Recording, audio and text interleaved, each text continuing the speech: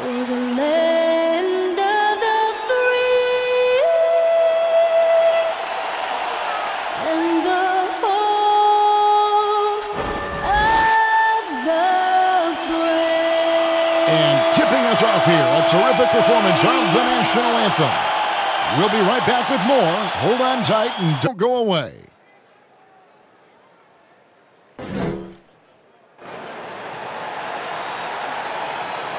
Hi and welcome everyone here on 2K Sports. Can't wait to get some NBA action going. Kevin Harlan here along with Steve Smith, Greg Anthony, David Aldridge on our sideline. It's our pleasure to welcome in the sports guy, Bill Simmons, to our broadcast for a second straight year.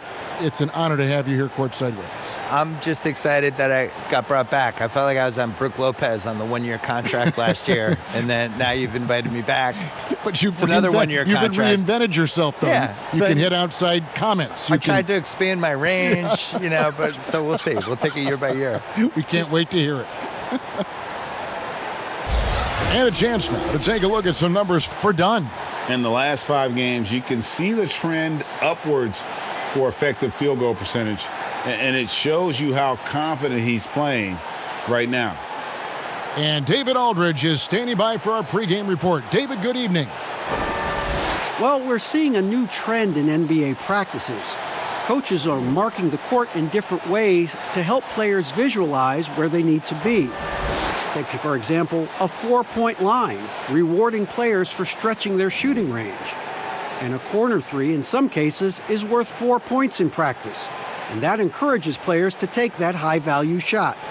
There's a lot of coaches thinking outside the box by drawing new boxes on the court. Kevin? A lot of talk about this, David. Some new ground certainly to look at. Thank you. And the Oladipo injury last year, many teams would have folded in losing an all-star like that, but head coach Nate McMillan refused to wave the white flag, got his team together, they played a little bit differently, and they survived. They did, and I think the biggest reason they survived is they're in the Eastern Conference. And it's a lot easier to survive when you're in the same conference where Orlando goes like 22-11 to end the season. Yes. I was impressed by the fight they had, and you really saw in the playoffs like how little talent they had. They were kind of hanging around those first couple Celtic games. And then you have, like, Wesley Matthews taking the game-deciding shot. And, they really were scrappy, and they definitely overachieved. To lose your best player when you have no other all-star on the team and still make the playoffs and do what they did, I thought was impressive. Shows you how impressive it can be to have a player like Oladipo who plays both ends very well. Right. But the importance of an all-star on that team is... Yes. You can't make the postseason without him. And actually weirdly good for him to get a taste of not being there. And sometimes guys come back from that, and they're at even a higher level. Let's check out Chicago's starting lineup. Satoran's there with Dunn. Then it's Young. Then it's Zach LaVine. And it's Cornette in at the 5 spot. And for the Pacers, Sabonis and Turner up front. Oladipo is the 2 with Warren playing small forward. And it's Brogdon in at the point. To the wing right side, and Young kicks to Dunn. Just 5 to shoot over Sabonis. Dunn's shot's good. I just love how Chris Dunn can change gears, quick off the screen, and then finishing the play. Oladipo, the pass to Brogdon, and stolen by Dunn. Here's the 3, hits it from 3-point range. Dunn's got 5 now. And Brogdon has got the ball here for the Pacers. 7-point differential. They beat the Bulls during their last encounter in Chicago. Well, last time out, they got the win in large part because of the play of their bench, and they provided a lot of the scoring punch. It's not unusual these days. Teams are more than willing to go deep into that bench to find answers for certain matchups. And once he gets clear off the screen, there is no stopping him. No, not when there's a flush waiting to happen. That's a big-time move and a big-time finish. Now, here's Dunn. 5 points in the game.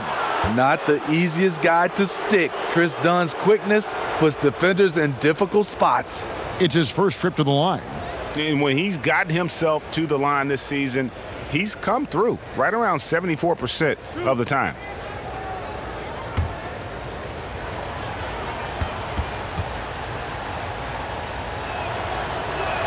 The free throw drops in for Dunn. And Bill, talking about the Pacers and the history of this franchise, what are some of your favorite eras of Indiana Pacer basketball? And maybe it goes back to the ABA days. Yeah, they didn't have the ABA in Boston. I never saw any of those games. Yeah. I just saw them through the little books in the magazines, but it was like this alternate Universe. league happening. I didn't know if it was real or not. They came really close in the mid-'90s, and there was a great lost Indiana-Orlando series that went 7 and was really entertaining. Orlando up winning. That one was good. I thought in 98 they took the Bulls and Jordan to the brink. And that was the closest I thought the Bulls came to losing a series out of any of those 6 title years. So those will probably be the 2 highlights. The 2000 finals, they were a little closer to beating the Lakers than I think people realize. It's a history lesson every time I sit down with you. Yeah, I'm trying. And Turner kicks to Brogdon. Knocked away. A solo fast break. Flushes it down to finish the break. Building up a big early lead, they have taken charge of this game. Play calling has been fantastic. They've been a step ahead of the defense since the opening tip. Now, here's Warren. 14 points from him the last game against Portland. Here's Chicago. They're on a 13-4 run right now. Dunn attacking. And the layup is good after a nice lead pass. Yeah, they have gone full throttle from the opening tip, showing no signs of letting up. Already ahead by double digits, trying to run away and not look back. And you know what? Very close to a 3-point play right there. The Pacers shooting their first free throws. First trip to the line in this one.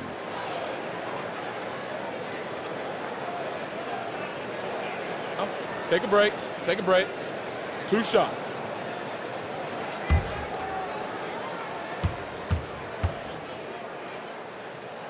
First free throw is good.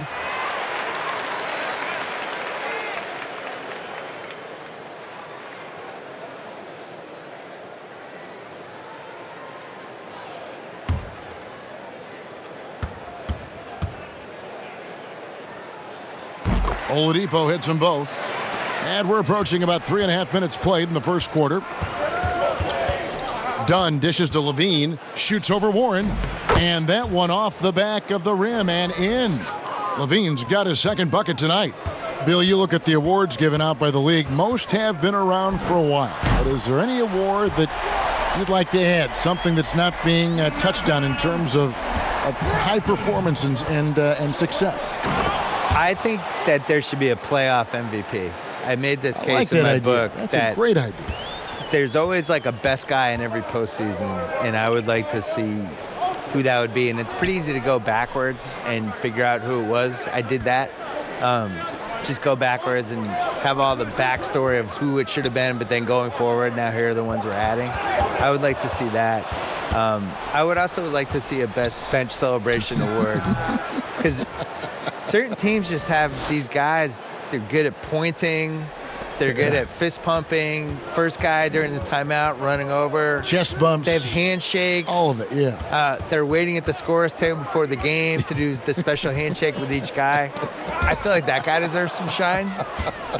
Last year, DeAndre Jordan, I think, was one of the first guys I remember who was just great at this before he started playing. Late 2000s Clips. I was like, man, this guy's he's not playing, but he's really figuring out how to affect the game. Good. I like that. And so it's Indiana with it. Following the three-point basket by Chicago. Young with the steal. Out of bounds, Indiana takes possession. And a chance now to take a look at some numbers for Domantas Sabonis. Just an incredible month of basketball. 7th in rebounding, and he's in the top 10 in field goal percentage. Really able to power his way to the bucket and finish through contact. And he's a top 10 rebounder this year for good reason. He's unbelievably driven, and he competes with you for the entire game. And there's the bucket from Victor Oladipo. A lot of enthusiasm to the start of this game. So far, a perfect 4 for 4. Here's Cornette, and a strong finish with 2 hands. And what a way to start this game, dominating at both ends of the floor. They came in prepared, focused, and really jumped on the other team early. Now, here's Sabonis. He had a 27-point outing in their last game against the Trailblazers in Portland. And he showed again why he is such a sensational playmaker. Some of the plays he made were just remarkable. Here's Cornette after the basket by Sabonis. Here's Levine, fouled in the act of shooting. Gets the bucket anyway, so a 3-point play chance for him. Bill, you host your own podcast, and I've listened to it, and I subscribe to it. Thank you. I love it. What do you make of so many NBA players now doing the same thing? And we have a couple of them. At the Ringer, we have J.J. Redick, and we have Vince like Carter his, and Kent too. Bazemore. The ones that are good at it take it seriously. It can't be one of those things where, a player says, you know what, I want a podcast, and then it just magically happens. Like, you got to work on it. You have to use your connections and book your guests, and you have to be candid on the podcast. You can't just show up and just babble. And the guys that have been successful at it are people that could probably have a media career for a living. Like, JJ is clearly going to go into media after he retires. Richard Jefferson had a great podcast. He's gone into media. He's really good. Yes. So I think you need a little more talent at it than people realize. And you need the consistency of it. You can't say, I'm starting a podcast and then not do it for 2 months. Like, you have to really stick to it. Outside Warren. Now Sabonis. A good portion of the scoring has come from him. He averages more than 18 points a game. Warren, good. And boy, did he ever sell the pump fake. Worked to absolute perfection. Sabonis against Levine. Another one falls for Chicago. And you can't help but pick their defense apart. They're completely in disarray. Knocks it loose. And he gets the basket. Officials blowing the whistle, so a chance at the line for one more. He was able to simply lay it in over the top of the smaller man. Indiana shooting their third free throw shot of the game. White, he's checked in for Dunn. One shot.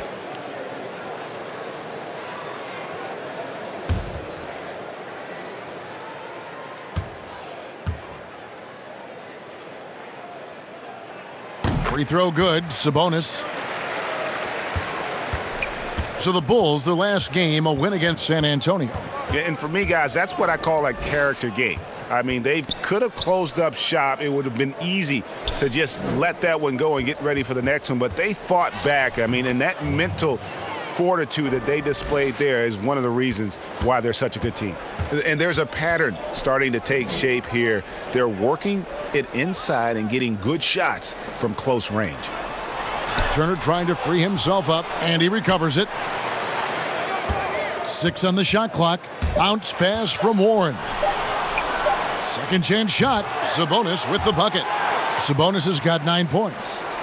Bill, you study pop culture. The 2K Esports League is a phenomenon right now, which is sweeping the country. Do you think that's going to alter the perception of gaming in any way? Yeah, I would say it has one of the best chances of any sports league to succeed because people just love basketball. Mm-hmm. And you can feel it there in the offseason. The shift in basketball content and the fact that it's now a 12-month-a-year sport for us. And now it goes from the playoffs to the draft to where are people going in free agency. And then that plays out for a month, and then something else will happen. All of a sudden, it's August. Summer leagues are summer coming leagues up. Yeah. happening, and then all of a sudden the season's close, and then you just kind of recycle, and it's a 12-month-a-year sport. Yeah, right. Here's Levine after Malcolm Brogdon's bucket. Shots good from Young. This is as good as it gets for a first quarter in terms of shooting the basketball. Oladipo, the pass to Sabonis. Tipped away. And so it looks like the Pacers will retain possession here. Bill, I wanted to go back to what you were talking about with the 2K League, and you mentioned how basketball has grown into essentially a 12-month-a-year sport. For me, a 2K Esports League just makes sense. It fits into that. I think people love the players. I think they care about these athletes in basketball so much more than the other sports.